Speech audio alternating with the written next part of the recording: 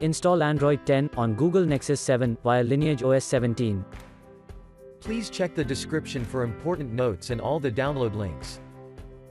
First download ROM and GApps packages, then transfer the downloaded files to the phone storage, link is in the description below. Step 2. Boot your device into TWRP recovery.